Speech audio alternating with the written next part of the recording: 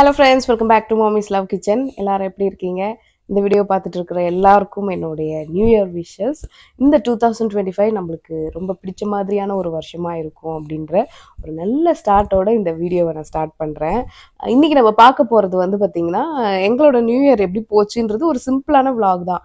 But ரொம்ப இம்பார்ட்டண்ட்டான ஒரு விஷயத்த உங்க கூட நான் இன்னைக்கு ஸ்டார்டிங்லே உங்ககிட்ட சொல்லிட்டு ஸ்டார்ட் பண்ணலாம் அப்படின்ட்டு இருக்கேன். வாங்க வீடியோக்குள்ளே போய் பார்க்கலாம். நான் இன்றைக்கி உங்களுக்கு வந்து ஒரு ராசி பலன் சொல்ல வந்திருக்கேன். ஸோ நீயும் ஆரம்பிச்சிட்டியா அப்படின்னு கேட்காதீங்க. நான் வந்து ஒரு சயின்டிஸ்ட்டும் கிடையாது, அஸ்ட்ராலஜியை படித்த ஒரு ப்ரொஃபஷ்னலும் கிடையாது. ஆனாலும் நான் அவங்களுக்கு வந்து ஒரு ராசி பலன் சொல்ல போகிறேன். ஃபஸ்ட்டு வந்து இந்த வருஷம் அவங்களுக்கு எப்படி இருக்க போகுது அப்படின்றத சொல்கிறேன் நான். அது எந்த ராசின்றத கடைசியில் சொல்கிறேன். ஃபஸ்ட்டு ரொம்ப கவனமாக இருக்கிற ஒரு 3 விஷயங்கள் என்ன அப்படின்னு பார்த்தீங்கன்னா, ஃபர்ஸ்ட் ஒன் வந்து உங்கள் கையிலேருந்து செலவு பண்ணுற அந்த காசு இருக்கு இல்லையா, கஷ்டப்பட்டு தான் நீங்கள் வந்து சம்பாரிச்சிருப்பீங்க. அதை செலவு பண்ணுறதுக்கு முன்னாடி ரொம்ப கவனமாக, ரொம்ப அவசியமானதுக்கு மட்டும் செலவு பண்ணிக்கோங்க. அடுத்து நம்ம வாயிலிருந்து வர வார்த்தைகள் இருக்கு இல்லையா, மற்றவங்களுக்கு பயன்படுத்துகிற வார்த்தைகள், கம்யூனிகேட் பண்ணுற வார்த்தைகள், அதையுமே ரொம்ப கவனமாக செலவு பண்ணுங்கள். ஏன்னா நம்ம பக்கத்தில் இருக்கவங்க வந்து எந்த கஷ்டத்தோடு இருக்காங்கன்னு தெரியாது.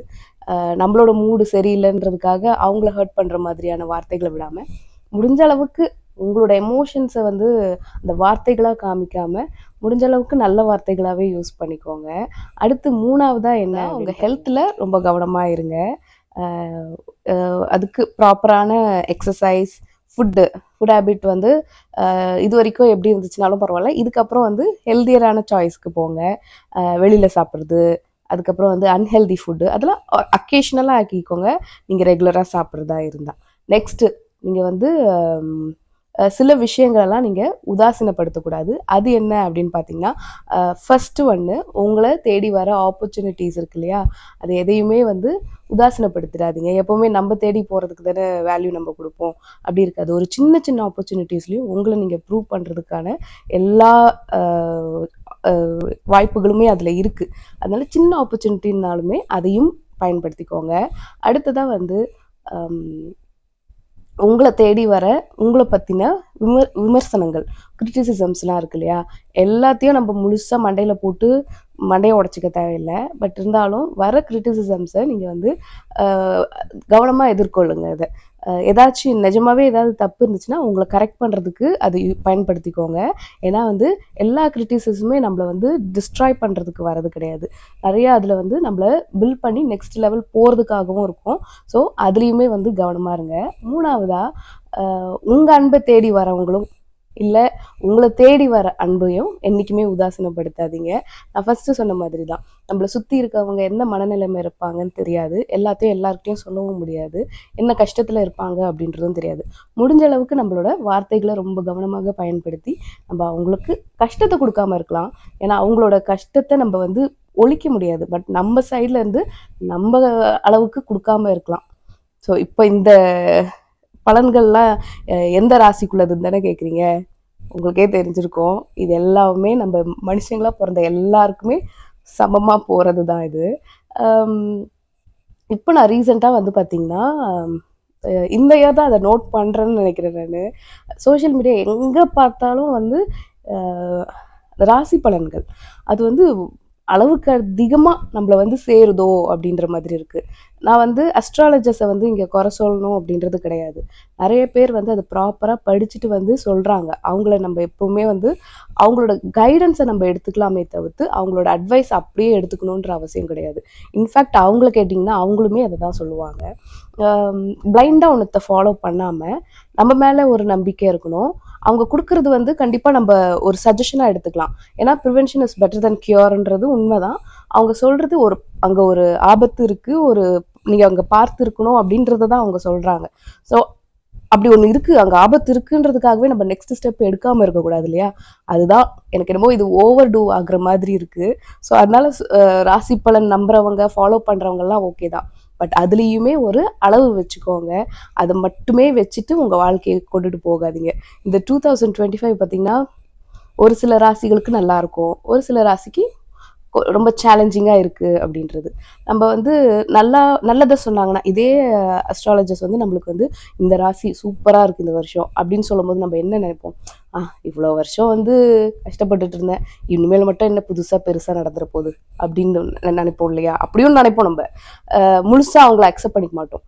அப்படி இருக்கும்போது ஒருத்தவங்க வந்து இந்த ராசிக்கு ரொம்ப கெட்ட நேரம் நடக்க போகுது, கவனமா இருங்க அப்படின்னு சொல்றதையும் நம்ம வந்து அப்படியே பிளைண்டா எடுத்துக்க தேவையில்லை. அது ஒரு எச்சரிக்கையா எடுத்துக்கலாம்.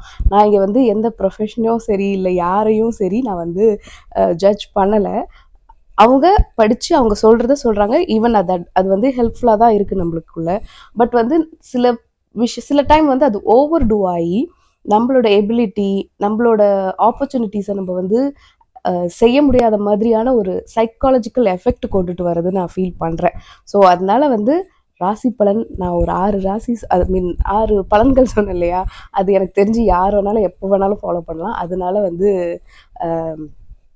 ஒரு கெட்டது இல்லை நம்மளுக்கு வந்து பிரச்சனைன்னு ஒன்று நடக்காது.